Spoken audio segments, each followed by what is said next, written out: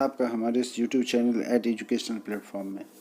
जैसा कि आप जानते हैं कि हमारा यह YouTube चैनल शिक्षा के जगत में तथा रोजगार के क्षेत्र में जो कुछ नया होता है या कुछ ऐसी बातें अलग हट के होती है जो आपके करियर को लेकर के, आपके पढ़ाई को लेकर के, यदि उसमें कुछ कारगर साबित होता है मेरे अनुसार, तो मैं आपके लिए उपस्थित होता हूँ लेकर के, इसी उम्मीद के साथ कि जो हमारे छात्र छात्रा, अभ्यर्थी, परीक्षार्थी अपने करियर को बनाने में लगे हैं, अपने शिक्षा जगत से जुड़े हुए हैं और अपने करियर को ऊंचा उठाने में लगे हैं, उन छात्र छात्राओं को हमारा सहयोग जहां तक हो सके सार्थक दिशा में होनी चाहिए और इसी दिशा में हमारा जो पहल रहता है वह एक कदम आगे आपके लिए खड़ा होता है।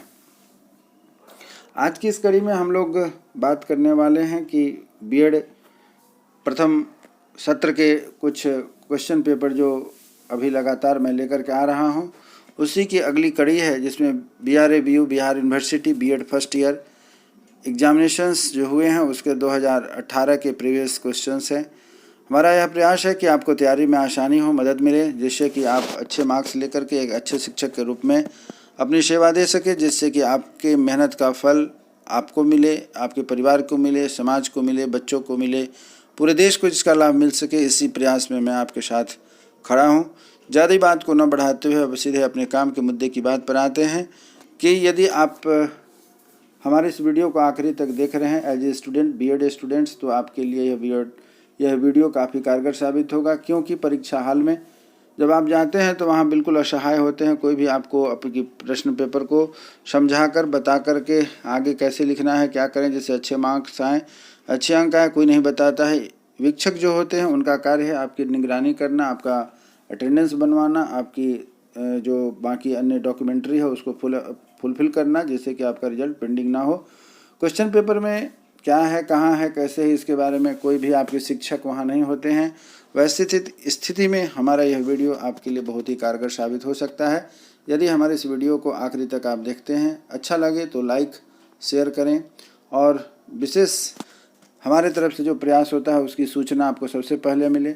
हमारा जो प्रयास होता है उसके लिए आप वंचित न रह जाएं, उसके लिए हमारे इस YouTube चैनल एजुकेशनल प्लेटफॉर्म को यदि आप सब्सक्राइब करते हैं तो आपके साथ साथ मेरा और आप हम सबों का अच्छा कॉम्बिनेशन बनेगा, जो कि भविष्य के लिए पढ़ाई के क्षेत्र में तथा रोजगार के क्षेत्र में बहुत ही कारगर साबित होगा। चलिए आगे बढ़ते हैं। आज का हमारा पेपर है 2018 बीएड प्रथम सत्र की जो प्रीवियस क्वेश्चन थे उस पर हम लोग डिस्कशन करने जा रहे हैं। आज का पेपर है, फर्स्ट पेपर है कोर्स 1 और जिसे कहते हैं चाइल्डहुड एंड ग्रोइंग अप। जैसा कि आप सभी जानते हैं कि यह आपका जो C1 है 100 नंबर का है, परंतु थ्योरी पेपर आपको 80 नंबर के लिखने हैं और जो हमारा दूसरा पेपर है वह होता है असाइनमेंट का, जो 20 नंबर मिलते हैं और इस तरीके से मिलाकर आपके 100 नंबर के होते हैं यह पेपर C1। तथा यहीं पर इसके लिए 2 घंटे नहीं 3 घंटे का समय दिया गया है और इस पेपर में आप 16 मार्क्स के एक क्वेश्चन होंगे, जिसमें कि 5 क्वेश्चन अटेम्प्ट करने हैं। यह 5 क्वेश्चन जो होगा 5 यूनिट से होता है। आपकी जो C1 की पेपर है, कोर्स 1 की पेपर हैं, वह पूरे कोर्स 5 यूनिट में बांटे गए हैं और प्रत्येक यूनिट से 2-2 प्रश्न रहेंगे, यूनिट 1, 2, 3, 4, 5 और उन सबों के ऑप्शनल 2 क्वेश्चन रहते हैं। उसमें से जो आपको अच्छे से आता है, जो आपको अंक दिला सकता है, उस प्रश्न का उत्तर आप मन से लिखें, अच्छे से लिखें, भर करके लिखें, भर के नंबर आएगा और इस तरीके से क्या है आपको अपने विषय पर अच्छी नंबर आ सकते हैं। चलिए आगे बढ़ते हैं। इसी सिलसिले में यूनिट 1 से पहला और दूसरा क्वेश्चन है जिस पर कि हम लोग चर्चा करने जा रहे हैं। बाल्यावस्था की अवधारणा से अवगत कराएं। बाल्यावस्था को प्रभावित करने वाले मुख्य कारक की चर्चा करें। यहाँ पर हम लोग देख रहे हैं, पढ़े हैं C1 में आपका यूनिट 1 का यह पेपर है। बाल्यावस्था अर्थात जैसे जैसे बच्चा का जन्म होने के बाद जैसे जैसे वह बच्चा आगे बढ़ते जाता है 12 साल की अवस्था तक, उसमें क्या क्या परिवर्तन होते हैं और किस तरीके से वह परिवर्तन बच्चों में देखे जाते हैं, इस पर आधारित आपको प्रश्न के उत्तर देने हैं। और इससे बाल्यावस्था को प्रभावित करने वाली मुख्य बातें, मुख्य कारक कौन कौन से हैं, इस पर भी आपको लिखना है। आप जब पढ़ रहे होंगे उस समय आपके शिक्षक ने आपको बताया होगा कि इस बच्चों में होने वाले परिवर्तन को कैसे हम देखते हैं और कैसे हमें लिखना है, इस पर आपकी चर्चा हुई होगी, जो कि 16 नंबर के हैं। यदि प्रश्न संख्या 1 को आप नहीं कर पाते हैं तो प्रश्न संख्या 2 को कर लीजिए, दोनों में से कोई एक प्रश्न करना है। इसलिए यहाँ पर आपको क्वेश्चन नंबर 2 है कि बच्चों के सामाजिक विकास के संदर्भ में एरिक्सन के सिद्धांत की व्याख्या करें। एरिक्सन भी एक मनोवैज्ञानिक थे जिन्होंने बच्चों में होने वाले सोशल डेवलपमेंट के बारे में आपको जानकारी दी हुई है। तो इस दोनों में से किसी एक प्रश्न का उत्तर आप लिख लेते हैं तो यूनिट 1 से एक क्वेश्चन पूरा हो जाता है, अर्थात 16 नंबर आपके सुरक्षित हो जाते हैं। इसी प्रकार आगे बढ़ते हैं तो क्वेश्चन नंबर 3 और 4 यूनिट 2 से होता है। यह भी बहुत ही साधारण क्वेश्चन है। आप यदि थोड़ा भी मन लगा करके पढ़ रहे हैं तो इसके उत्तर बहुत अच्छे ढंग से आप लिख सकते हैं, क्योंकि हम सभी किशोरावस्था को पार करके बीएड करने के लिए क्षेत्र में पहुँचे हुए हैं। और किशोरावस्था में क्या संघर्ष, तनाव, दबाव, तूफान की अवस्था को कहा जाता है और इस कथन से आप किस हद तक सहमत है, स्व विचार प्रकट करना है। बहुत अच्छा क्वेश्चन है, बहुत इंटरेस्टिंग क्वेश्चन है, इसलिए बहुत ही प्यारा क्वेश्चन है, इसलिए कि आपको इसमें किताब रटने की आवश्यकता नहीं है। अपने किशोरावस्था के अनुभव को आपको लिख देना है कि कैसे आपने किशोरावस्था में संघर्ष किया, तनाव में रहते थे, दबाव में रहते थे, तूफान की अवस्था में रहते थे, और इस कथन को आपको अपने हद तक कहाँ तक सहमत है। उसमें भी बड़ी बात है कि इसमें कहा गया है कि आपको अपने विचार देने, किताब की विचार, गाइड की किताब विचार, अपने शिक्षक के विचार नहीं देने, आपको अपने विचार देने, क्योंकि आपका यह प्रैक्टिकल अनुभव रहा है कि यह कैसा होता है किशोरावस्था का संघर्ष, तनाव, दबाव और तूफान, इसी बारे में लिखना है। यदि आप इसे लिख लेते हैं तो बहुत अच्छी बात है, नहीं लिख पाते हैं तो चौथे प्रश्न की ओर आइए, जो कि यूनिट नंबर 2 का दूसरा प्रश्न है। कहा गया है कि किशोरावस्था मुख्य विशेषताओं को स्पष्ट करे। क्या कहा गया, फिर यह भी किशोरावस्था से है। किशोरावस्था के मुख्य विशेषताओं को स्पष्ट करें। किशोरों के इन लक्षणों से अवगत होना एक शिक्षक के लिए क्यों महत्वपूर्ण है। क्या कहा गया, फिर से ध्यान से सुनिएगा। किशोरावस्था के मुख्य विशेषताओं को स्पष्ट करें।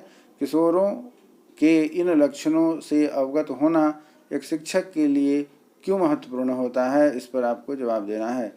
जैसा स्पष्ट है कि किशोरावस्था के बारे में हमें लिखना है, तो हम अभी किशोरावस्था से गुजरे हैं और वैसी स्थिति में क्या है कि हम इसके बारे में लिख सकते हैं। और साथ ही साथ क्या कहा गया है, किशोरों में इन लक्षणों के अवगत होने के लिए एक शिक्षक के लिए क्या महत्वपूर्ण होता है। अर्थात बच्चों में यदि लड़की हैं तो लेडी टीचर और जेंट्स हैं तो जेंट्स टीचर, बच्चे हैं बॉयज़ हैं तो जेंट्स टीचर को कैसे बच्चों का मार्गदर्शन किया जाए जिससे कि बच्चे गलत रास्ते पर नहीं जाएं। एक शिक्षक होने के नाते हमें कैसे उन्हें गाइडलाइन देना चाहिए, इन्हीं बातों पर आधारित क्वेश्चन लिखना है। अर्थात यूनिट 2 का यह तीसरा और चौथा प्रश्न जो है बहुत ही आसान है, कहीं से पढ़ने की आवश्यकता नहीं है। हमें अपने आप में जो अनुभव है उसके बारे में लिख देंगे तो इसका उत्तर पूरा हो जाएगा। अब चलिए यूनिट नंबर 3 की ओर बढ़ते हैं, जिसमें कि प्रश्न संख्या 5 तथा 6 है। 5 प्रश्न कहता है कि समाज में मौजूद विषमता, अवरोध किस तरीके से अध्येता तक पहुंच बनाने, इसके ठहराव तथा समावेशन पर प्रभाव डालती है। फिर से रिपीट करता हूं, समाज में मौजूद विषमता, हम जानते हैं कि हमारे समाज में बहुत तरह की विषमताएं हैं, उस विषमताओं को कैसे हम दूर करेंगे, वही बात कही जा रही है कि समाज में मौजूद विषमता, अवरोध किस प्रकार से अध्येता तक पहुंचने में, बनाने में परेशानी होती है, इसके ठहराव एवं समावेश पर प्रभाव डालें, यह कैसे हमें रोकता है अपने आगे बढ़ने में, और इसको दूर करने के लिए समावेशन की जो प्रक्रिया होगी वह कितना हमारे लिए उपयोगी होता है। छठा प्रश्न है कि विद्यालय, प्रकोष्ठ तथा धार्मिक समूह किस प्रकार से बालक विकास में सामाजिक संस्थान के रूप में कार्य करती है, इसकी व्याख्या आपको उचित उदाहरण के द्वारा बताना है। ये सारे प्रश्न जो आप देख रहे हैं यूनिट नंबर 3 के, ये सारे प्रश्न हमारे परिवार, समाज, धार्मिक समूह जिससे हम बिलोंग करते हैं उससे मिलता जुलता है और हमें इसे उत्तर देने में कोई कठिनाई नहीं होनी चाहिए। तो इसके आधार पर हम आसानी से इस प्रश्न का उत्तर दे सकते हैं। तो यह हमारे प्रैक्टिकल पर आधारित क्वेश्चन है, अर्थात हमारे जीवन पर आधारित क्वेश्चन है कि स्कूल, पड़ोस और धार्मिक, ये तीनों आपस में एक दूसरे से कैसे जुड़े हुए हैं, किस प्रकार से यह बालक के विकास में सामाजिक संस्थान के रूप में कार्य करती है, और इसकी व्याख्या करें कि यह कैसे काम करता है। यही हमें क्वेश्चन नंबर 6 के साथ अर्थात 5 और 6 यूनिट 3 पूरा हो जाता है। अब यूनिट 4 की ओर बढ़ते हैं। क्या कह रहा है कि प्रत्येक बच्चे अद्वितीय होते हैं। बिल्कुल सही बात है। यहाँ तक कि जुड़े हुए बच्चे जो होते हैं वह भी एक दूसरे से मिलते जुलते नहीं हैं। तो यही बात कही जा रही है कि आपको बताना है कि कैसे एक घर के 2 बच्चे एक दूसरे से अलग होते हैं। उसके अधम शिक्षण शैली, अधिगम शैली, अभिव्यक्ति, रुचि, कौशल तथा दक्षता भिन्न भिन्न होती है। ये सभी गुण क्या हैं, उन बच्चों में पाए जाते हैं और इस सभी गुणों में क्या है कि सभी बच्चे एक दूसरे से भिन्न होते हैं, इसी के बारे में व्याख्या करनी है। यदि आपको थोड़ा भी अनुभव होगा पढ़ाई के दौरान, यदि आपने कोशिश किया होगा तो आप इसको आराम से लिख सकते हैं। थोड़े भी घबराने वाली बात नहीं है, क्वेश्चन बहुत आसान है, बहुत ईजी पेपर है। यही बात यहाँ पर आपसे कही जा रही है कि अब बच्चे के अंदर जो विकास है वह अद्वितीय होता है और कैसे होता है, तो शैली अभिव्यक्ति, रुचि, कौशल तथा दक्षता के आधार पर आपको लिख देना है। प्रश्न संख्या 7 यदि नहीं होता है तो प्रश्न संख्या 8 पर आपको विचार करना है। विशेष आवश्यकता वाले बच्चों, विशेष योग्य बच्चों के अभिप्राय क्या हैं? विशेष आवश्यकता वाले बच्चे, विशेष योग्यता वाले बच्चों के अभिप्राय क्या है? विशेष आवश्यकता वाले बच्चों को पहचान आप किस प्रकार से करेंगे, इस पर अपने विचार देने हैं। यह भी बहुत आसान क्वेश्चन है, कहीं से आपको रटने की आवश्यकता नहीं है, क्योंकि हम सभी बच्चे हैं, बच्चे से बड़े हुए हैं और बड़े हमारे घर में बहुत सारे छोटे बच्चे, परिवार में छोटे बच्चे होते हैं जिन्हें आप देख करके इस चीज़ का उत्तर लिख सकते हैं। विशेष आवश्यकता वाले बच्चे और विशेष योग्य बच्चों में क्या अभिप्राय है और विशेष आवश्यकता वाले बच्चों का पहचान आप किस प्रकार से करेंगे, अर्थात उसकी पहचान कैसे करेंगे कि यह जो है कि विशेष आवश्यकता वाला बच्चा है और इसके ऊपर आप अपने विचार को कैसे प्रस्तुत करेंगे, यही बात यहाँ पर कही जाए। इसमें रटने की, पढ़ने की कोई बात ही नहीं है, आप अपने स्व विवेक से इसका उत्तर दे सकते हैं। चलिए अब आगे बढ़ते हैं। प्रश्न संख्या 9 क्या कहता है, इस पर ध्यान देते हैं कि प्रश्न संख्या 9 क्या कहता है। प्रश्न संख्या 9 कहता है कि अध्यक्षता की पहचान निर्माण के अर्थ को स्पष्ट करें।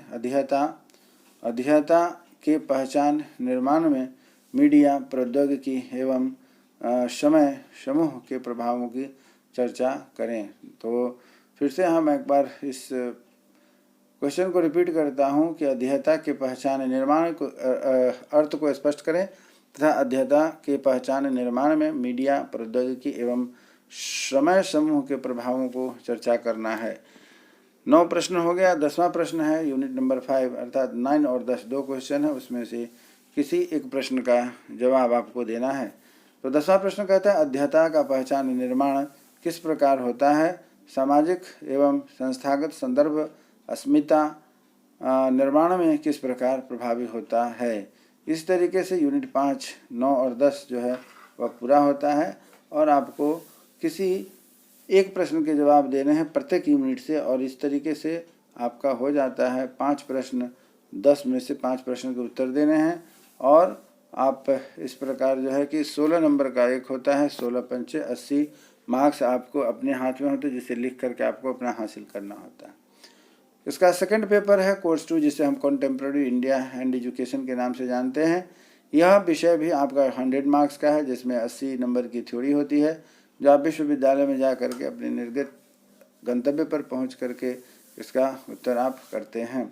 तो इसका पहला कोर्स नंबर 2 का जो हमारा टॉपिक है वह है कॉन्टेम्प्रेरी इंडिया एंड एजुकेशन।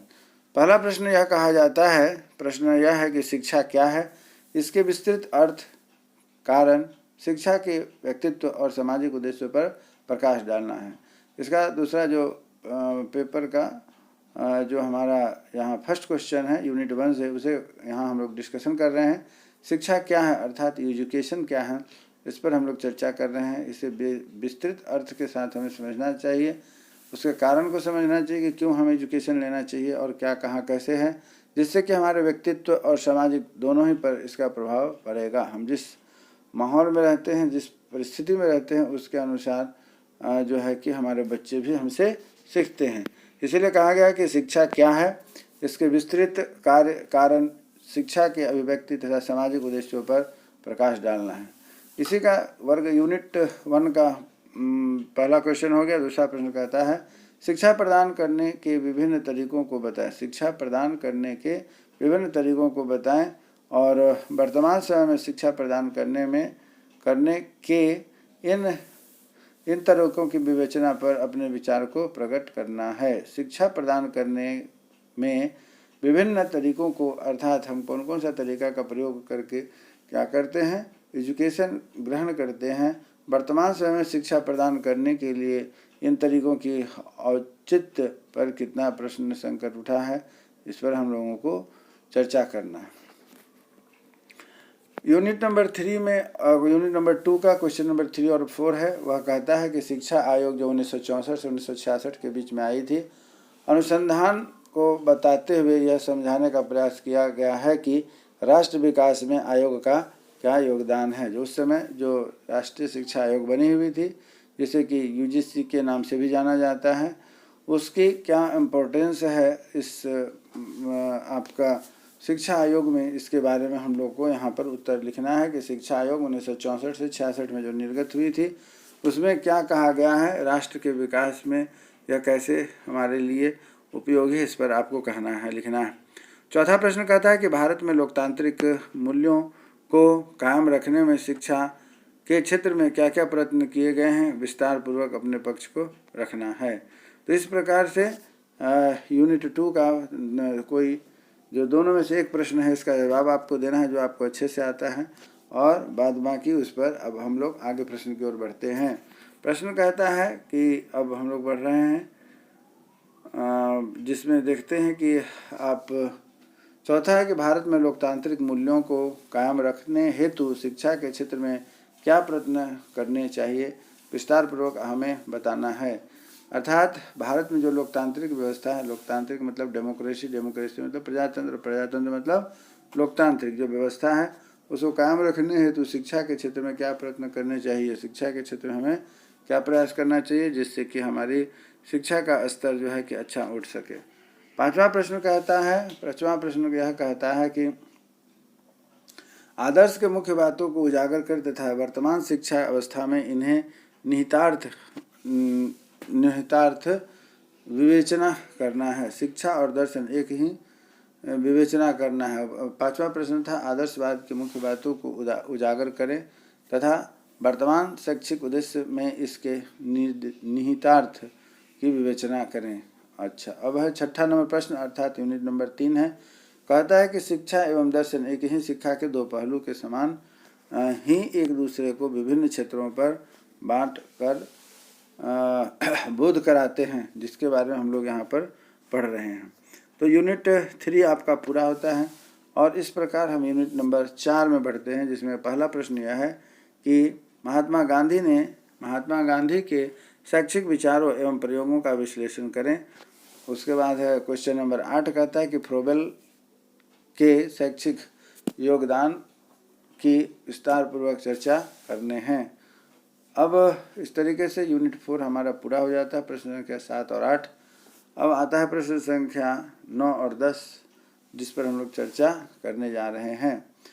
प्रश्न संख्या 9 कहता है कि विद्यालय शिक्षा के सर्वव्यापीकरण की अवधारणा को स्पष्ट करें और इस क्रम में सर्वव्यापी नामांकन, सर्वव्यापी ठहराव एवं सर्वव्यापी उपलब्धता की जो स्पष्टता नहीं हो पाई है उस पर आपको अपने उत्तर देने हैं। 10वां प्रश्न है अर्थात यूनिट 5 का आखिरी प्रश्न है कि शिक्षा के अवसर की समता तथा समानताओं के मुद्दों को स्पष्ट करें। शिक्षा के अवसर की समानता से अभिप्राय यह है कि हमारे समाज में हर जाति धर्म के लोग रहते हैं, क्या उसके हम शिक्षा दिया जाना चाहिए, यदि हाँ तो किस तरीके का दिया जाना चाहिए, वही बात यहाँ पर कही जा रही है कि शिक्षा के अवसर की समानता और असमानता समता और समानताओं के मुद्दों को स्पष्ट करना है। इस प्रकार से हमारा यूनिट 5 कंप्लीट होने के साथ साथ C2 जो हमारा कोर्स 2 है वह पेपर भी पूरा हो जाता है। 80 नंबर का आपका यह पोर्शन तैयार हो गया। अब इसी प्रकार से हम लोग आगे बढ़ते हैं, वह है कि C3 कोर्स 3 है, जिसे हम लर्निंग और टीचिंग के नाम से भी जानते हैं, और यहाँ से भी आपको 80 नंबर हैं और 5 यूनिट की परीक्षाएं हैं। एक एक प्रश्न आपको ऑप्शन में दिए गए हैं, ऑप्शनल क्वेश्चन हैं, दो में से किसी एक प्रश्न का जवाब देना, अर्थात कुल मिलाकर के आपके पास 5 प्रश्न होंगे जिनके 16 अंक निर्धारित किए गए हैं तथा वह आपको उत्तर देने हैं।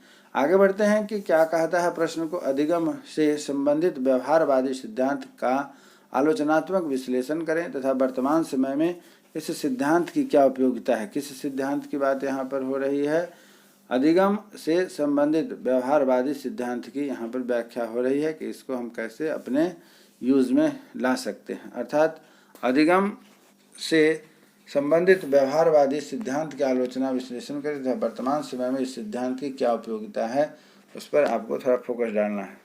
दूसरा प्रश्न कहता है कि व्यवहारवाद के अलावा अधिगम के संबंधित किसी एक सिद्धांत का उल्लेख करते हुए कक्षा शिक्षण में उनके अनुप्रयोग से कम 2 उदाहरण देने हैं। तो आप देख रहे हैं जैसा कि यहाँ पर आपको कह रहा है कि व्यवहारवाद में कला के अलावा अधिगम के संबंधित किसी एक सिद्धांत का उल्लेख करने के लिए हमें कहा गया है, और यह जो होगा उल्लेख करने के साथ साथ बैठक करके जो है कि अनुप्रयोग, इसका कैसे हम प्रयोग करेंगे उस पर भी आपको लिखना है। प्रश्न संख्या 3 है कि बच्चों में अधिगम को प्रभावित करने वाले कारक कौन है। बहुत ही आसान क्वेश्चन है और बहुत सीधा क्वेश्चन है, जिसे आप निश्चित रूप से लिखें। फिर भी यदि क्वेश्चन नंबर 3 आपकी समझ में नहीं आता है तो प्रश्न संख्या 4 पर बात करते हैं। अभिप्रेरणा क्या है? प्रश्न संख्या 4, अभिप्रेरणा क्या है? एक शिक्षक होने के नाते बच्चों को अभिप्रेरित करने के लिए कौन कौन से हमें उपाय करने होंगे। तो आपका यूनिट 2 का यह प्रश्न 3 और 4 पूरा हो गया। अब हम लोग बढ़ते हैं यूनिट नंबर 3 की ओर, जिसमें 5वां और 6ठा क्वेश्चन छिपा हुआ।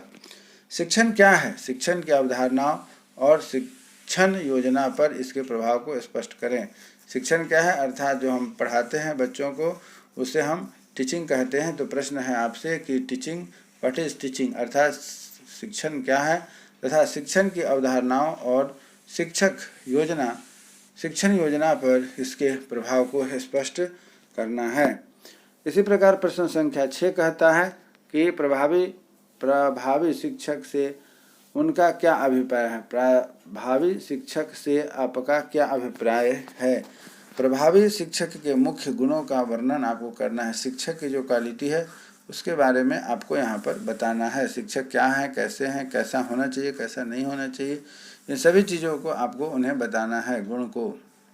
नेक्स्ट प्रश्न है वह आपके यूनिट 4 का पहला क्वेश्चन है, टोटल में 7th नंबर है। अब आगे बढ़ते हैं, क्या कहता है? कक्षा शिक्षण की प्रक्रिया को प्रभावित करने वाले कौन कौन से कारक। ये बिल्कुल सीधा प्रश्न आ रहा है। आपकी थोड़ी सी भी अच्छी तैयारी होगी, जो आपके शिक्षक ने पढ़ाया होगा, तो बहुत अच्छे से आप लिख सकते हैं। कक्षा शिक्षण की प्रक्रिया को प्रभावित करने वाले कारक कौन कौन से, उस पर आपको चर्चा करना है, डिस्कशन करना है। उसके बाद अगला प्रश्न होता है कि कक्षा में शिक्षक की योजना बनाने के दौरान किन किन बातों का ध्यान रखना चाहिए। कक्षा में शिक्षक की योजना बनाने के दौरान किन किन बातों की योजना जब हम बना रहे होते हैं तो किन किन बातों का मुख्य रूप से ध्यान दिया जाना चाहिए और क्यों दिया जाना चाहिए, यह भी बहुत महत्वपूर्ण क्वेश्चन है, इस पर आपको जवाब देने हैं।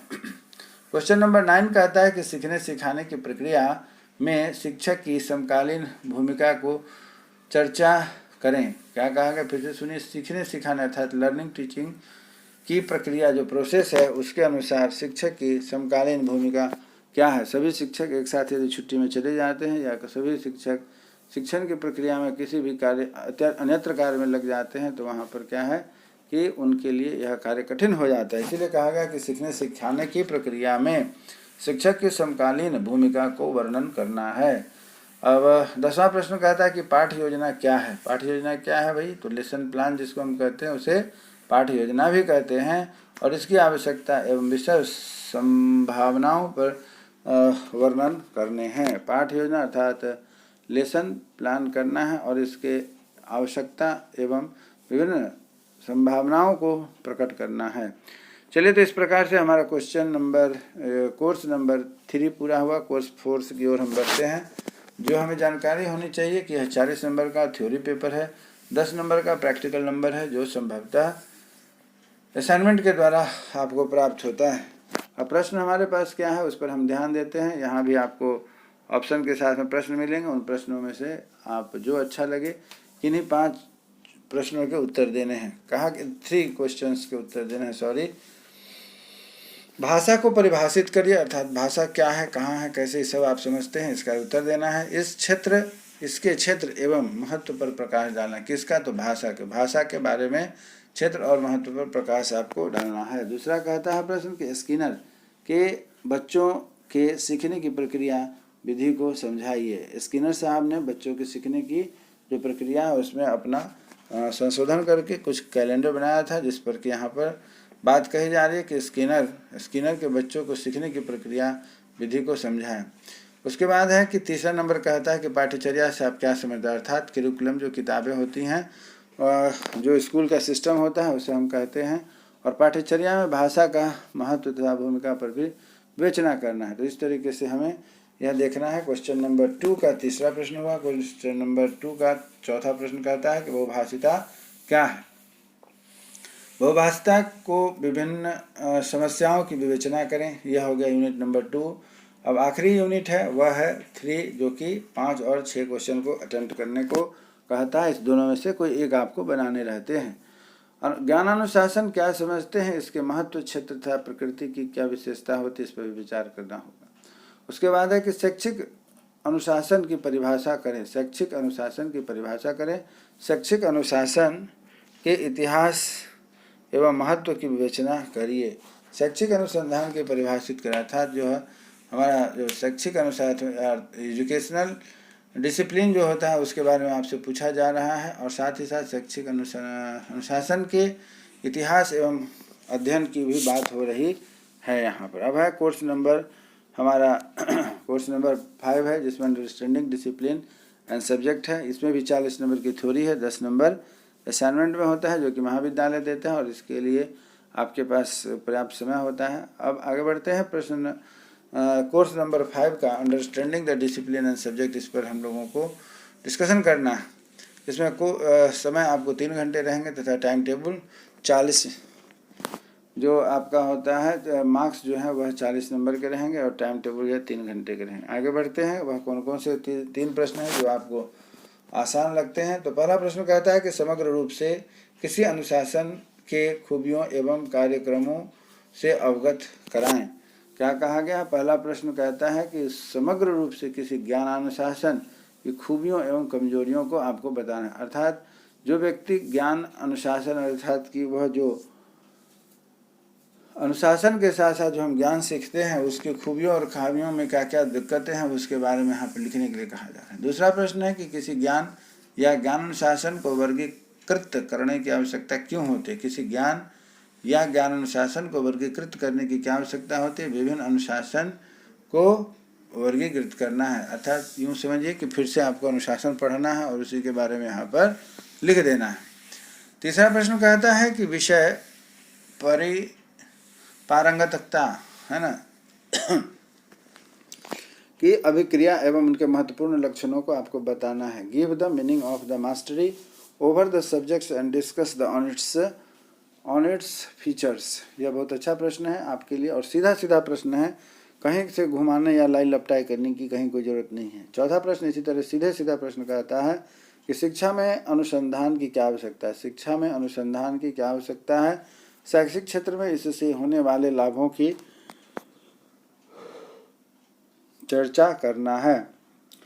इसी प्रकार हमारा आखिरी यूनिट तीसरा यूनिट है जिस पर हम लोग चर्चा कर रहे हैं, डिस्कशन कर रहे हैं, वह है कि अंतर विषयक अधिगम आकलन के विभिन्न तरीके क्या क्या हो सकते हैं, इसकी व्याख्या करें। अंतर विषयक अधिगम अर्थात जो हम लोग यहाँ पर पढ़ रहे हैं वह क्या होता है, इंटरडिसिप्लिनरी लर्निंग के बारे में हम लोग चर्चा कर रहे हैं कि अंतर विषयक अधिगम और आकलन के लिए विभिन्न कौन कौन से तरीके हैं, इसके बारे में भी आपको लिखना है। यदि आप लिख पाते हैं तो ठीक है, अन्यथा आपको कहीं भी दिक्कत हो, किसी प्रकार की दिक्कत हो तो कमेंट्स बॉक्स में हमें आप ज़रूर कमेंट्स करें जिससे कि मैं आपका सहयोग कर सकूं।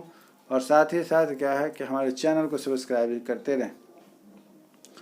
आखिरी प्रश्न हमारा यह है इस यूनिट 3 का कि किसी विषय का अन्य किसी विषय के साथ अंतर्निर्भरता के मामले में एक अपना विचार प्रस्तुत करें। कहा हुआ प्रश्न छठा कहता है कि किसी विषय का अन्य किसी विषय के अंतर्निर्भरता अर्थात यदि कोई विषय किसी दूसरे विषय पर निर्भर है तो उसके पर आपका क्या विचार है, उस पर आपको जवाब देना है। जैसे थोड़ी देर के लिए आप समझ लीजिए कि यदि आप फिजिक्स पढ़ रहे हैं तो बिना मैथ्स के नहीं पढ़ सकते हैं, इसीलिए कहा गया कि किसी विषय का किसी भी विषय पर आत्मनिर्भरता के मामले में एक विचार प्रस्तुत करना होता है। Very good. इस तरीके से हमारा प्रश्न पेपर कोर्स 5 हमारा तैयार हो जाता है। अब कोर्स 6 की ओर चलते हैं। यहाँ भी आप देख रहे हैं कि यह 3 घंटे का पेपर है तथा फुल मार्क्स आपको 40 नंबर हैं, 10 नंबर आपको लग जाते हैं असाइनमेंट के मिलते हैं और इस तरीके से आप अपने नंबर को बेहतर बना सकते हैं। अब बात कह रही है कि answer any 3 questions selecting 1 from each unit. वही सवाल जो हम लोग इतना देर से डिस्कशन कर रहे थे, जैसा कि क्वेश्चन पेपर पर लिखा है कि आप किसी भी तरीके का इधर उधर ना करेंगे आंसर एनी 3 क्वेश्चंस 3 दिए गए हैं, उसमें से सेलेक्टिंग करना है from the each unit. 3 unit है, शुरू में मैंने बताया था, और सबों से 2-2 प्रश्न लिए गए हैं, परंतु ऑप्शनल के हिसाब से दोनों में से किसी एक प्रश्न के उत्तर देने हैं, इसीलिए यहाँ हम लोग आगे बढ़ते हैं। पहला कहता है कक्ष परिवेश में समता और अक्षमता से आप क्या समझते हैं? समता और असमानता से आप क्या समझते हैं? जैसे नाम से ही स्पष्ट हो रहा है कि आपको बताना है इक्वालिटी क्या होता है एंड इक्वालिटी इन क्लास, जो बताना है आपको यह दिखाना है कि कैसे हम यहाँ पर इसको समझें और कैसे हम इसका उत्तर लिखें। एक अध्यापक होने के नाते आप इससे कक्ष में कैसे क्या करेंगे, समायोजित करेंगे, जिससे कि किसी तरीके की परेशानी ना हो। और दूसरा प्रश्न कहता है कि भारत में जेंडर के ऐतिहासिक परिप्रेक्ष्य की वर्णन करें। भारत में जेंडर के ऐतिहासिक परिप्रेक्ष्य की विवेचना करें। इस प्रकार यूनिट 1 के 1 और 2 क्वेश्चन पूरे हो जाते हैं। यूनिट 2 कहता है कि एक लड़की के जेंडर अस्मिता के विचार में परिवार एवं विद्यालय की भूमिका विश्लेषण करना है। एक लड़की जेंडर अस्मिता के निर्माण में परिवार तथा विद्यालय की क्या भूमिका है, अर्थात वह बच्ची का जीवन कैसे चलेगा, कैसे पढ़ाई लिखाई करेगी गवर्नमेंट स्कूल से, उसमें भी खास करके इन सभी बातों की व्याख्या उसमें दी गई है, और इसी पर हम लोगों को अपना ये करना है। क्वेश्चन नंबर 4 कहता है कि शिक्षा के विकास में जेंडर संबंधित आधुनिक सामाजिक शोध के योगदान का वर्णन करें। शिक्षा के विकास में जेंडर संबंधित आधुनिक सामाजिक शोध, अर्थात जो समाज में विसंगति है जिसके वजह से बच्चों में शिक्षा का स्तर गिर रहा है, कम हो रहा है, उसमें कैसे हम सुधार करें जिससे कि शिक्षा के विकास में थोड़ा जेंडर का प्रभाव न पड़े और अच्छे ढंग से हो सके। अब आगे बढ़ते हैं प्रश्न संख्या 5, अर्थात यह जो हमारा क्वेश्चन है वह है आपको दूसरा यूनिट है, दूसरा यूनिट का यह आखिरी प्रश्न है, और उसके बाद फिर तीसरा यूनिट हमारा होगा। प्रश्न है 5 संख्या, विषय पाठ्यचर्या में जेंडर संबंधित संवेदनशीलता की प्रक्रिया का विश्लेषण करें। क्या कहा गया, फिर से सुनिएगा। विषय पाठ्यचर्या में जेंडर संबंधित संवेदनशीलता की प्रक्रिया का विश्लेषण करें, अर्थात कौन कौन से जो पाठ्यक्रम बने हैं उसमें जेंडर की क्या स्थान मिले हैं, क्या महत्व है, जिससे कि वह आगे बढ़ सके, इसी पर चर्चा करनी है यहाँ पर। इसीलिए कहा गया है कि विषय पाठ्यचर्या में जेंडर संबंधित संवेदनशीलता की क्रियाशीलता को विश्लेषण करें। क्वेश्चन नंबर 6 कहता है कि क्या जेंडर असमानता का बर्ताव कक्ष में शिक्षक के दौरान भी जाने अनजाने होता है, तो इसके बारे में वर्णन करें। बहुत आसान क्वेश्चन है, आपको अपने फीलिंग से अपना सूझबूझ लगा करके इस प्रश्न का उत्तर देना है। इसमें रटने वाली कोई बात नहीं, इसलिए जो प्रश्न दिया गया है बहुत ही आसान है, बशर्ते कि आप अपनी भाषा में इसको लिख सकते हैं। 7वां प्रश्न तथा आखिरी प्रश्न है इस पेपर का। इस पेपर से अभिप्राय यहाँ 6ठा पेपर से है।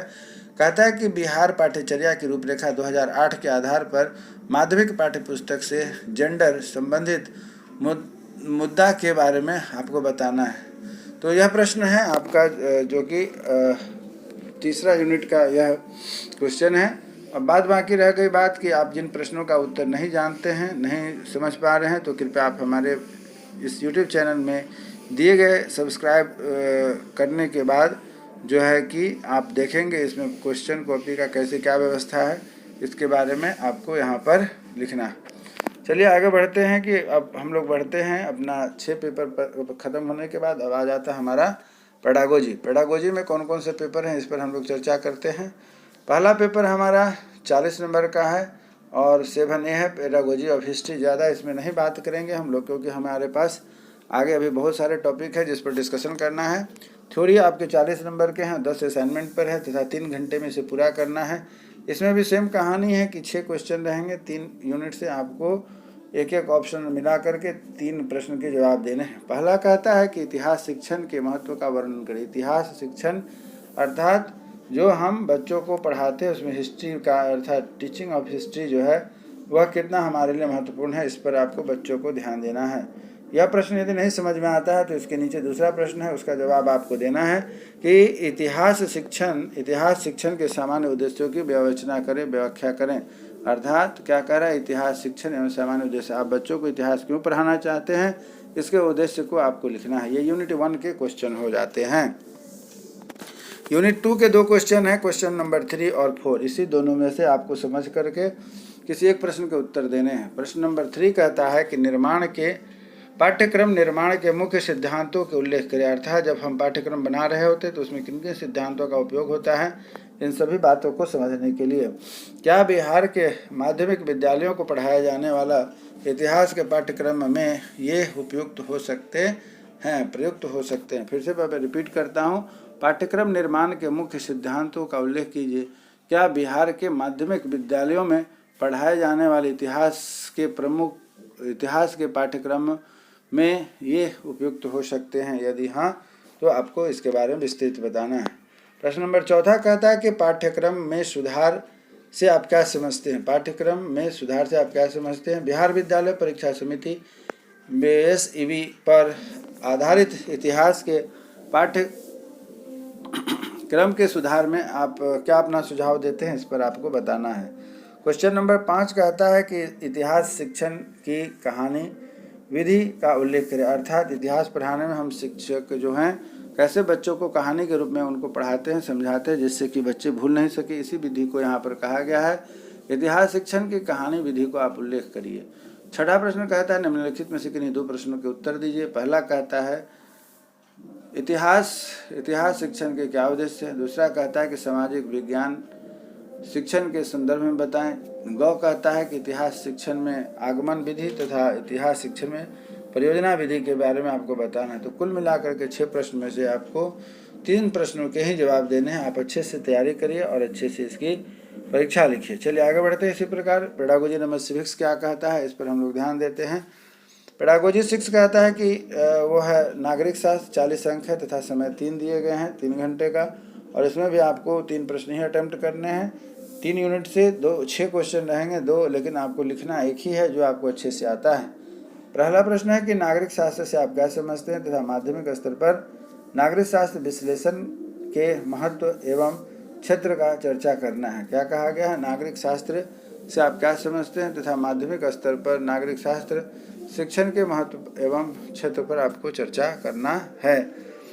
प्रश्न संख्या 2 इसी पर आता है, यूनिट 1 का है कि 2 प्रश्न कहता है कि नागरिक शास्त्र शिक्षण के अनुदेशात्मक तथा व्यवहारात्मक उद्देश्यों की व्याख्या करें। इसमें कौन कौन से प्रश्न हैं आप देख रहे हैं यूनिट 1 से। बहुत ही आसान क्वेश्चन है। जो सब्जेक्ट है आपका नागरिक का, उसी में आपको लिखना है। यूनिट 1 खत्म होता है। यूनिट 2 में क्वेश्चन नंबर 3 और 4 हैं। तीसरे नंबर 3 कहता है कि उच्च माध्यमिक स्तर पर एक विषय के रूप में नागरिक शास्त्र के लक्ष्य एवं उद्देश्यों का वर्णन करें। यह सामान्य ही क्वेश्चन है जिस पर कि आपको अपनी पकड़ अच्छी होनी चाहिए कि हम नागरिक शास्त्र पढ़ने का लक्ष्य क्या है और उद्देश्य क्या है। इसी चीज़ को आपको यहाँ पर लिखना है। चौथा प्रश्न कहता है कि नागरिक शास्त्र शिक्षण के संदर्भ में BCF 2008 की क्या दी गई है, उसके ऊपर में समीक्षा करके आपको लिखना है।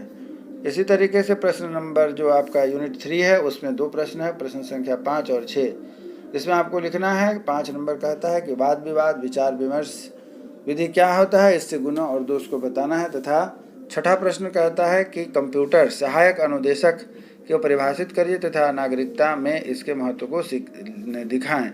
तो इस प्रकार जो है कि तीनों यूनिट हमारा पूरा हो जाता है, 1, 2, 3। और इनके जो प्रश्न होते हैं इसका आप सभी प्रश्नों से एक एक उत्तर लिखेंगे। अर्थात 3 यूनिट से 6 क्वेश्चन और आपको लिखने हैं 3 यूनिट से 3 ही क्वेश्चन। और इस तरीके से हमारा क्या है कि हम आगे बढ़ते जाते हैं। इसमें हम देखते हैं कि क्या हमारा हो रहा है यहाँ पर, जिस पर हम लोग चर्चा कर रहे हैं। अब बात आ जाती है हिस्ट्री हो गया हमारा, उसके बाद सिविक्स हो गया। अब हमारा आ जाता है इकोनॉमिक्स का। इकोनॉमिक्स पर हम लोग चर्चा करते हैं। पेडागोजी ऑफ इकोनॉमिक्स का यह भी 40 नंबर का अंक है तथा इसके लिए भी 3 घंटे निर्धारित किए गए हैं। पहला प्रश्न आपका कहा जाता है कि अर्थशास्त्र शिक्षण के अर्थ प्रकृति तथा क्षेत्र का वर्णन करिए। अर्थात जो हम इकोनॉमिक्स या शिक्षण शास्त्र अर्थशास्त्र पढ़ रहे हैं उसके शिक्षण के अर्थ प्रकृति तथा क्षेत्र का वर्णन करना है। दूसरा प्रश्न इसी से है कि ब्लूम के ज्ञानात्मक उद्देश्यों का वर्णन कीजिए। शैक्षिक उद्देश्यों का वर्णन, उद्देश्यों का वर्गीकरण को व्यवहारिक रूप में लिखने से क्या लाभ होता है। अर्थात जो ब्लूम के सिद्धांत दिए गए थे आप जब पढ़े होंगे तो आपको पता होगा, नहीं पता है तो आप हमारे पास कमेंट्स कीजिए और मैं आपकी समस्या का समाधान करने का प्रयास करूंगा। यूनिट 2 कहता है कि पाठ्यक्रम को परिभाषित करिए, अर्थात कोकुलर एक्टिविटी जो होते हैं उसको आपको परिभाषित करना है। विद्यालय विषयों में अर्थशास्त्र के पाठ्यचर्या का निर्माण सिद्धांत को लिखिए, अर्थात इकोनॉमिक्स जो हमारा है इसमें जो फ्रेमवर्क है, पाठ्यचर्या का मतलब हो जाता है वह करिकुलम, अर्थात पाठ्यचर्या की जो रूपरेखा है उसके बारे में आपको बतानी है कि कैसा होता है अर्थशास्त्र का पाठ्यचर्या। प्रश्न नंबर 4 कहता है कि पाठ्यचर्या से आप क्या समझते हैं, माध्यमिक स्तर पर वर्तमान अर्थव्यवस्था पाठ्यचर्या का मूल्यांकन करिए। तो ये हमारा हो जाता है यूनिट नंबर 2। अब आगे बढ़ते हैं। यूनिट नंबर 3 कहता है योजना विधि क्या होती है, अर्थात प्रोजेक्ट मेथड क्या होती है। प्रोजेक्ट मेथड कहीं कहीं योजना भी मिलता है, कहीं कहीं परियोजना भी होता है, तो आप उसके लिए घबराएंगे नहीं। योजना विधि क्या होता है संक्षेप में स्पष्ट कीजिए और इनके विधि के गुण तथा दोषों का वर्णन आपको करना है। इसी प्रकार प्रश्न संख्या 6 है जिसमें कि 4 ऑप्शन दिए गए हैं। 4 में से किन्हीं 2 पर आपके उत्तर लिखने हैं जो आपके सामने है। पहला प्रश्न कहता है कि कहानी कथन विधि, दूसरा कहता है कि समस्या समाधान विधि, तीसरा कहता है कंप्यूटर सहायक अनुदेशन तथा चौथा कहता है कि वाद विवाद विधि। और इस तरीके से क्या है कि हम इन प्रश्नों के ऑप्शन देते हैं और ऑप्शन के आधार पर उत्तर लिखते हैं, तो हमारा यह यूनिट भी पूरा होता है। आगे हम बढ़ने जा रहे हैं, वह है pedagogy of mathematics. Mathematics pedagogy पर हम लोग चर्चा कर रहे हैं। प्रश्न इसमें भी हैं आपके पास 3 ही लिखने के लिए। मार्क्स है आपके पास 48 नंबर, 40 नंबर का 10 नंबर का असाइनमेंट होता है। समय दिया गया है 3 घंटा। 3 घंटे में 3 प्रश्न के उत्तर लिखने हैं। आप आराम से लिख सकते हैं, भरपूर नंबर पा सकते हैं। चलिए, प्रश्न संख्या 1 कहता है कि गणित में सुक्तियाँ अर्थात स्वयं सिद्ध और मान्यता क्या होती है। गणितीय अवधारणा के विकास में इसका क्या महत्व है। आप इस चीज़ को कैसे व्याख्या करेंगे। यदि आप गणित के छात्र हैं तो इसे आराम से कर सकते हैं।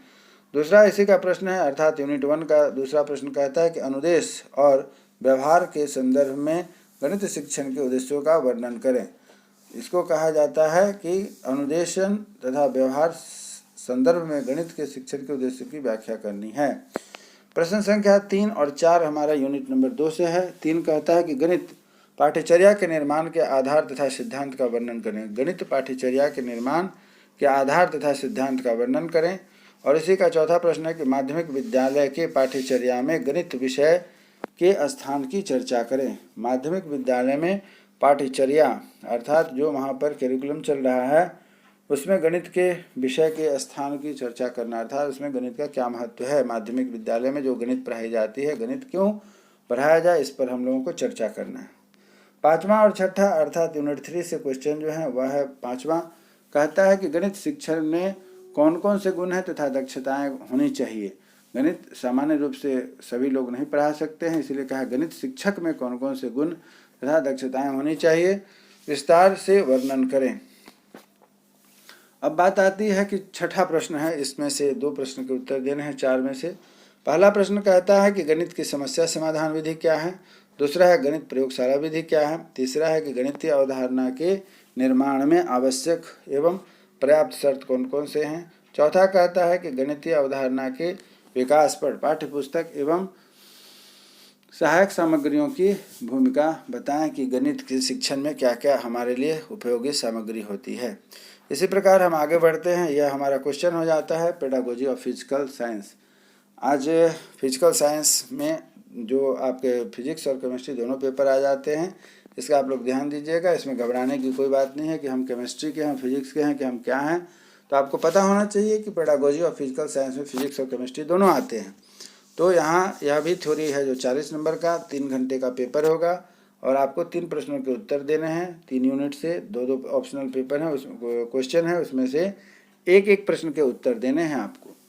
अब आगे आपको देखना है कि क्या है। पहला प्रश्न वह कहता है कि भौतिक विज्ञान शिक्षा समाज एवं व्यक्ति दोनों के लिए निश्चित रूप से उपयोगी है। ध्यान दीजिएगा क्या कहा जा रहा है कि भौतिक विज्ञान शिक्षा समाज तथा व्यक्ति दोनों के लिए निश्चित रूप से उपयोगी है। इस कथन की पुष्टि करें। भौतिक विज्ञान शिक्षा समाज तथा व्यक्ति कहने से अभिप्राय यहाँ यह है कि भौतिक विज्ञान क्या करता है, हर एक व्यक्ति में अंदर में जो शिक्षा जाती है भौतिक विज्ञान पढ़ने के बाद, वह समाज तथा व्यक्ति दोनों को निश्चित रूप से उपयोगी बना देता है, अर्थात वह व्यक्ति जो भौतिक विज्ञान पढ़ता है वह भी तथा समाज को, दोनों को इसका लाभ मिलता है। प्रश्न संख्या 2 कहता है कि ब्लूम के द्वारा प्रतिपादित शिक्षण सिद्धांतों के उद्देश्यों की विवेचना करें। तो इस प्रकार से यूनिट 1 के ये 2 क्वेश्चन पूरे हो गए। यूनिट 2 शुरू होता है। इसमें पाठ्यचर्या एवं पाठ्यक्रम में अंतर आपको बताना है, अर्थात यहाँ बात हो रही है सिलेबस तथा करिकुलम में क्या अंतर है, इस पर आपको बताना है। बहुत ही इम्पोर्टेंट प्रश्न है, यह हमेशा आपके प्रश्न में आता है। नेक्स्ट को इसका जो भाग है वह माध्यमिक स्तर पर वर्तमान भौतिक विज्ञान के पाठ्यक्रम के बारे में आपको बताना है। चलिए आगे बढ़ते हैं प्रश्न संख्या 4 की ओर। यह यूनिट 2 का दूसरा प्रश्न है। अपने राज्य में माध्यमिक स्तर पर प्रचलित भौतिक विज्ञान पाठ्यक्रम की समालोचनात्मक व्याख्या कीजिए तथा सुधार के हेतु जो आपको कमी नज़र आती है उस पर आपको सुधार देना है। अर्थात अपने राज्य में भौतिक विज्ञान का जो विषय है पढ़ाने के लिए इसमें कहाँ कमी है, कहाँ विशेषता है, और दोनों चीज़ों को ध्यान में रखते हुए इस प्रश्न के उत्तर लिखेंगे, व्याख्या करेंगे, और इससे क्या होगा कि आपकी जो सुधार का सुझाव रहेगा वो बड़ा ही उपयोगी होगा और इसको प्रयोग में लाया जाएगा। अब आगे बढ़ते हैं। प्रश्न संख्या 5 और 6 क्या कहता है। प्रश्न संख्या 5 और 6 यूनिट नंबर 3 के प्रश्न हैं। एक भौतिक विज्ञान शिक्षक के गुणों और विशेषताओं के उल्लेख करें। क्या कहा गया है? भौतिक विज्ञान शिक्षक के गुणों और विशेषताओं का वर्णन करें। और छठा प्रश्न कहता है कि बिहार के संदर्भ में भौतिक विज्ञान शिक्षण के अंतर्गत व्याख्यान सह प्रदर्शनी विधि के महत्व को समझाएं। अर्थात भौतिक विज्ञान जब हम पढ़ रहे होते हैं तो वैसी स्थिति में यहाँ जो दो मुख्य विधि आपको बताई गई है वह कैसे इसमें आप दिखाते हैं, समझते हैं, उसके बारे में पहला है कि व्याख्यान सह प्रदर्शनी विधि तथा इसके बारे में आपको बताना है कि कैसे यह कार्य करता है।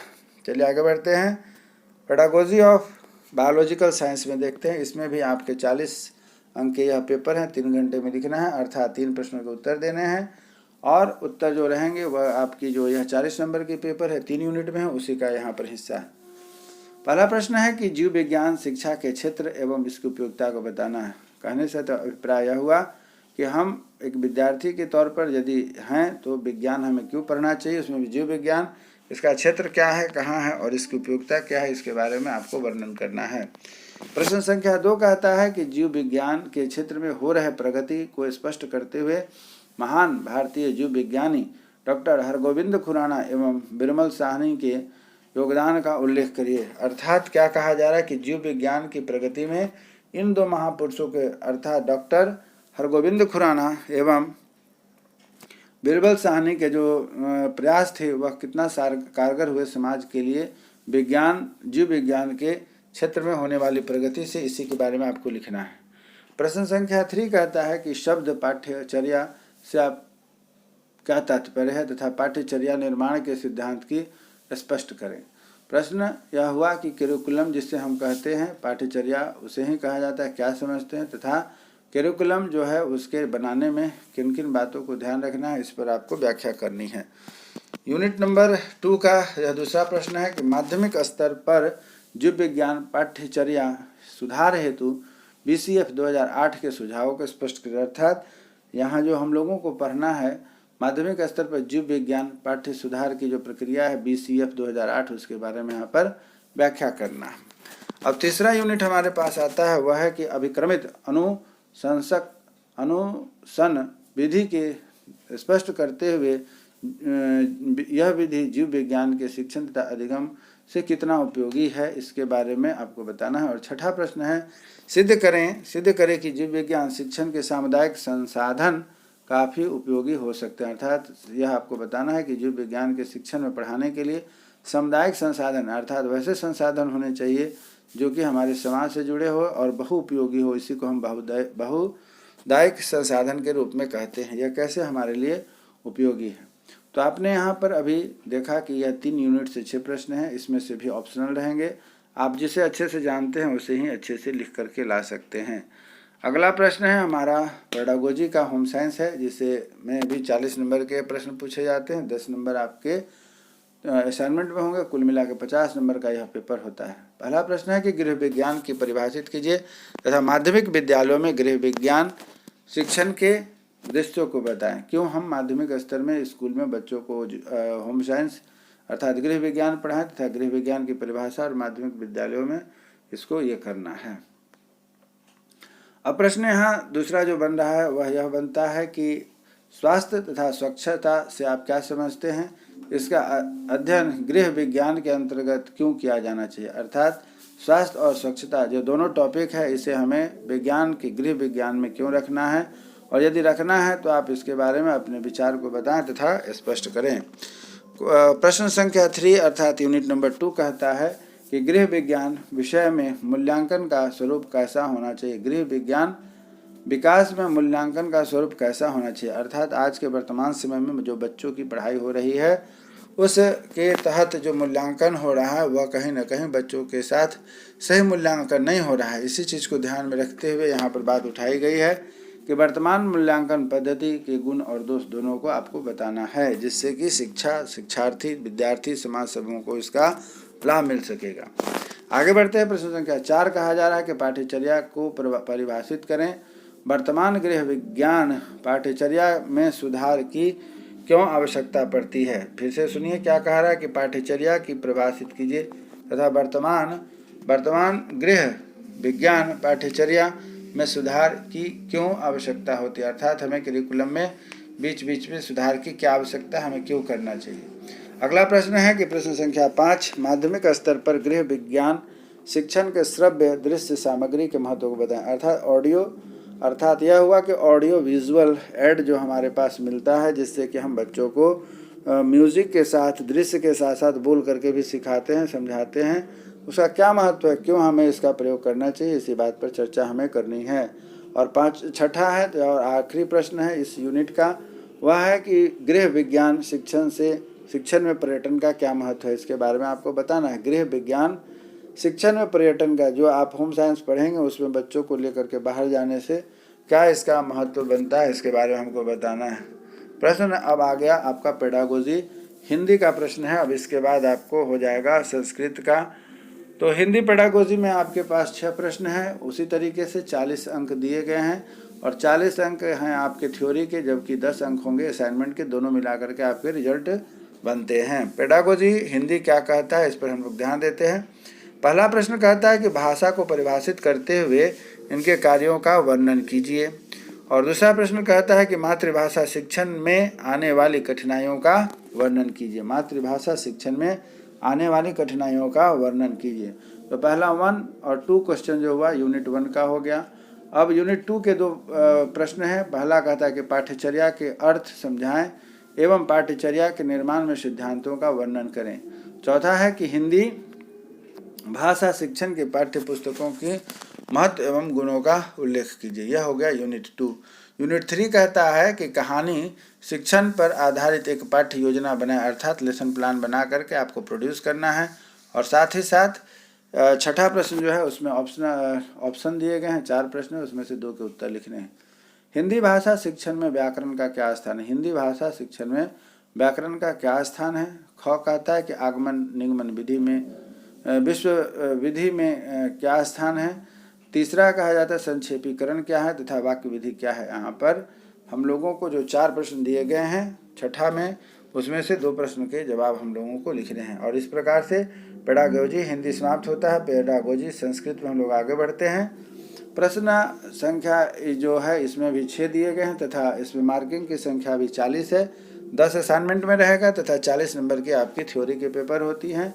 उनमें से किन्हीं 3 प्रश्नों के जवाब आपको देने हैं। 2-2 प्रश्न आपके किताब से 3 यूनिट है, उसी से रिलेटेड यह टॉपिक है। पहला कहा जाता है कि संस्कृत भाषा शिक्षण की चुनौतियों तथा सिद्धांतों की विवेचना करें। क्या है संस्कृत भाषा शिक्षण की चुनौतियाँ, अर्थात संस्कृत भाषा आज चुनौतीपूर्ण स्थिति से गुजर रहा है, इसके क्या कारण है और इसके सिद्धांत की विवेचना करना है। दूसरा प्रश्न कहता है कि माध्यमिक कक्षाओं के लिए CBSE पाठ्यक्रमों के अनुकूल उनके उद्देश्यों और विशेषताओं की विवेचना करें। दूसरा प्रश्न कहता है कि माध्यमिक कक्षाओं के लिए CBSE पाठ्यक्रम के अनुकूल उनके उद्देश्य तथा विशेषताओं का विवेचना करें। अर्थात आज के समय में जो हर जगह प्राइवेट बुक्स लग रही हैं या फिर जो बहुत सारी किताबें हर साल बदलती है, नई किताबें आती रहती हैं, इससे बच्चों के पाठ्यक्रम पर क्या प्रभाव पड़ता है। आपको लग रहा है कि यह जो आज की पढ़ाई की प्रणाली है सीबीएसई के द्वारा पढ़ाई जाने वाली जो प्रणाली है इसके उद्देश्यों तथा विशेषताओं का वर्णन करना है।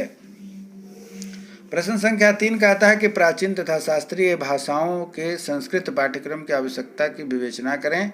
और चौथा कहता है कि संस्कृत व्याकरण शिक्षण के महत्व एवं शिक्षण कौशलों पर गहन प्रकाश डालने हैं। तो इस तरीके से यूनिट 2 हमारा पूरा होता है। यूनिट 2 का तीसरा प्रश्न, यूनिट 3 का जो 2 क्वेश्चन है 5 नंबर और 6 नंबर, इस पर हम लोग ध्यान देते हैं। क्या कहा जा रहा है? संस्कृत भाषा शिक्षण में प्रयोग की जाने वाली विधियों तथा प्रविधियों की विवेचना करें। और छठा प्रश्न कहता है कि संस्कृत काव्य शिक्षण के गुणों तथा दोषों के व्याख्या करते हुए इसके महत्व पर प्रकाश डालें। तो कुल मिलाकर आपके पास इस संस्कृत पेडागोजी के 6 प्रश्न हैं। 6 में से 3 प्रश्नों के जवाब हमें देने होते हैं। चलिए, अब मुझे लगता है कि आपके पास बिल्कुल अब अंत में हम लोग पहुंच चुके हैं। मात्र 2 आपको और पढ़ने हैं। पहला है, उसमें है pedagogy of English, same question same pattern ऊपर से जो नीचे हम देखते आ रहे हैं। 40 नंबर की आपकी थ्योरी होती है, 10 नंबर असाइनमेंट में होता है। 6 प्रश्न में से 3 प्रश्न के जवाब आपको देने हैं। आगे हम देखते हैं क्या कहा जा रहा है। प्रश्न कहता है कि what are the general principle of the language learning with the special reference to English as faced by you. कहा जा रहा है कि जब आप अंग्रेजी पढ़ रहे होते हैं तो उन मुख्य सिद्धांतों को बताएं भाषा सीखने के लिए जो अनिवार्य हैं, और ख़ास करके जब हम अंग्रेजी सीख रहे होते हैं तो किन परिस्थितियों से गुजरते हैं और क्या क्या दिक्कतें होती हैं उसकी व्याख्या करनी है। क्वेश्चन नंबर 2 कहता है mention the difficulties in the learning of the English in context of Bihar. क्या है कि बिहार में अंग्रेजी की जो स्थिति है अभी सीखने के लिए खास करके, उसके संदर्भ में आपको इसका जवाब देना है कि यह मेंशन द डिफरेंट डिफ़िकल्टीज, कौन कौन सी समस्याएं आती हैं, उन प्रॉब्लम्स को यहाँ पर आपको बताना है। तीसरा प्रश्न कहता है, जो कि यूनिट 2 का पहला प्रश्न है, what are the advantages and the importance of the English in the context of Bihar. What are the advantages, कौन कौन सी ऐसी मुख्य विशेषताएं हैं जिससे कि हम कहें कि बिहार में इंग्लिश को पढ़ने से ये फ़ायदे हैं तथा ऐसे इनको पढ़ना चाहिए। और चौथा है, यूनिट 2 का दूसरा प्रश्न है कि what do you mean by the curriculum. Curriculum से आप क्या समझते हैं। What are the principle of the curriculum constructions. Curriculum construction के क्या क्या सिद्धांत है, क्या क्या नियम है, इस पर आपको बताने हैं। इसी प्रकार से पाँचवा प्रश्न है जो कि आपको कह रहा है कि what is the importance of the text books in English teaching. English पढ़ाने का क्या औचित्य है, कैसे में पढ़ाना चाहिए टेक्स्ट बुक के संदर्भ में। And what quantities would you like to see in your English text book discuss. आप अपने किताब में किन बातों को मुख्य रूप से देखना पसंद करेंगे, इसके बारे में आपको डिटेल्स में बताना है। छठा प्रश्न कहता है right short notes on any 2। आपको किन्हीं 2 पर नोट्स लिखने हैं। पहला कह रहा है कि डायरेक्ट मेथड, दूसरा है ट्रांसलेशन मेथड, तीसरा है लेक्चर मेथड। इस तीनों में से किसी 2 पर आपको इसके उत्तर लिखने। और नेक्स्ट क्वेश्चन है, लास्ट क्वेश्चन है इंग्लिश पेडागोजी का। वह कहता है कि what is the qualities of good writing. अच्छी लिखावट के क्या अच्छे अच्छे गुण होने चाहिए, उस पर आपको अपने जवाब देने हैं। आगे बढ़ते हैं कि आपका यह आखिरी पेडागोजी पेपर है जिसे हम कॉमर्स कहते हैं। कॉमर्स के बारे में आपसे पूछा जा रहा है। 40 नंबर के यह पेपर हैं, 10 नंबर आपके असाइनमेंट में होते हैं और इस तरीके से हमारा यह पूरा होता है। पहला प्रश्न कहता है कि वाणिज्य का अर्थ, प्रकृति एवं क्षेत्र की विवेचना करें। वाणिज्य के कौन कौन से अर्थ हैं, प्रकृति है तथा क्षेत्र है, इसकी व्याख्या करनी है। दूसरा कहता है कि विद्यार्थी के व्यवहार में अपेक्षित परिवर्तन लाने का अभिप्राय क्या है। वाणिज्य शिक्षण के उद्देश्यों को व्यवहारगत रूपों में परिभाषित करने की आवश्यकता होती है। उचित उदाहरण सहित व्याख्या कीजिए। क्या है कि विद्यार्थियों के व्यवहार में अपेक्षित परिवर्तन लाने का क्या अभिप्राय है। बच्चों के जो व्यवहार, पढ़ाई में मन नहीं लगना या समय बिताना, इधर उधर करना, तो वैसा क्या कारण है कि उनके व्यवहार में यह परिवर्तन आ जाता है। खास करके वाणिज्य शिक्षण के उद्देश्यों के व्यवहार में रख करके परिभाषित करना है। अर्थात कॉमर्स को लेकर के उनका क्या मानना है, इसको लेकर के बच्चों के अंदर क्या मनोभावना है, इसे ही आपको इस प्रश्न के उत्तर में लिखने हैं। तीसरा प्रश्न कहता है कि वाणिज्य शिक्षण हेतु शिक्षण सहायक सामग्रियों की सूची बनाएं तथा इसकी उपयोगिता को बताएं। अर्थात वाणिज्य के लिए कौन कौन से शिक्षण TLM अर्थात टीचिंग लर्निंग मटेरियल होंगे, उसके बारे में आपको एक लिस्ट बनानी है और वह जो लिस्ट होगी किस तरीके से उपयोगी होगी, किस मेथड में, उसका आपको प्रयोग करके बताना है, लिखना है। चौथा प्रश्न कहता है कि शिक्षण के समस्या समाधान विधि अर्थात प्रॉब्लम सॉल्विंग मेथड जो होता है उसके संप्रदाय को समझाएं, उसको बताएं कि क्या है। वाणिज्य शिक्षण में इसका क्या उपयोग होता है, इस पर आपको बताना है। तो प्रॉब्लम सॉल्विंग जो मेथड है उसको आप कैसे प्रयोग करते हैं, जो कि आपके लिए काफ़ी उपयोगी सिद्ध होगा, इस पर हमको इसका जवाब देना है।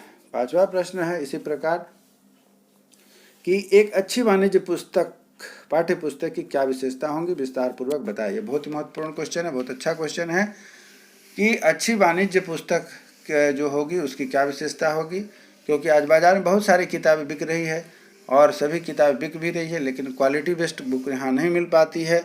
इसीलिए कहा गया है कि एक अच्छी पुस्तक जो वाणिज्य की पाठ्य पुस्तक होगी उसकी क्या क्या विशेषता होनी चाहिए, उसे आपको विस्तार से बताना है। बहुत अच्छा प्रश्न है, आपके विषय से संबंधित यह प्रश्न बहुत ही महत्वपूर्ण स्थान रखता है। छठा और आखिरी प्रश्न यह कहता है कि शिक्षण प्रविधियों से आप क्या समझते हैं, वाणिज्य शिक्षण में किन किन प्रविधियों का प्रयोग किया जाता है, प्रश्न उत्तर आपको देने हैं।